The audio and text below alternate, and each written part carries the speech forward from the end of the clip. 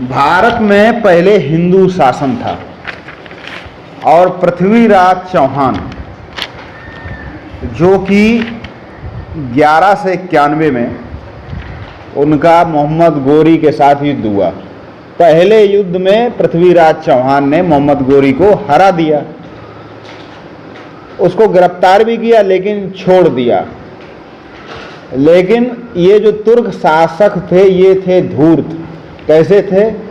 धूर्त। उन्होंने 1 साल फिर तैयारी की और दोबारा आक्रमण किया। इस बार मोहम्मद गोरी जीत गया, लेकिन उसने पृथ्वीराज चौहान को जिंदा नहीं छोड़ा, आंखें फोड़ दी और मार भी डाला। देखिए, दुश्मन को कभी छोटा नहीं समझना चाहिए। अंततः ये हुआ कि भारत में तुर्क शासन प्रारंभ हो गया। तो सबसे पहला था मोहम्मद गोरी। मोहम्मद गोरी की मृत्यु हो गई कब? 1206 में। 1206 में मोहम्मद गोरी की जब मृत्यु हुई तो उसका एक गुलाम था।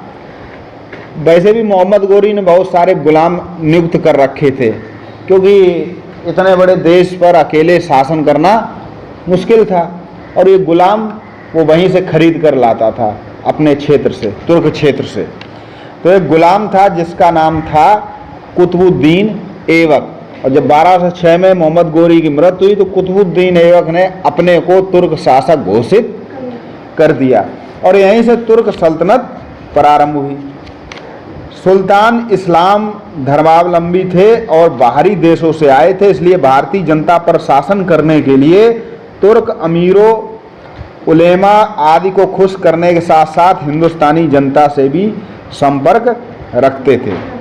ठीक है। सल्तनत काल शासकों ने आंतरिक शांति बनाए रखने के लिए शासकीय प्रबंध तंत्र एवं राज्य विस्तार एवं बाह्य आक्रमणों से रक्षा के लिए मजबूत सैन्य संगठन भी बनाए।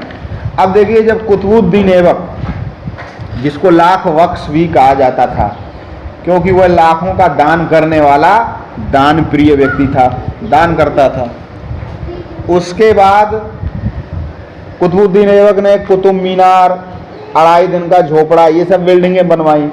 उसके बाद 1210 में उसकी भी मृत्यु हो गई तो उसका गुलाम, उसका वो था इल्तुतमिश, फिर वो शासक बना। इल्तुतमिश ने 40 गुलाम सरदारों का संगठन अर्थात तुर्कान ए चहलगानी निर्माण किया। इसके बाद जब इल्तुतमिश की मृत्यु हुई तो उसकी बेटी रजिया सुल्तान शासका बनी 1236 से लेकर 1240 तक। और कहते हैं कि इल्तुतमिश के छोटे पौत्र नासिरुद्दीन महमूद को फिर दिल्ली का सुल्तान बनाया गया रजिया सुल्तान के बाद।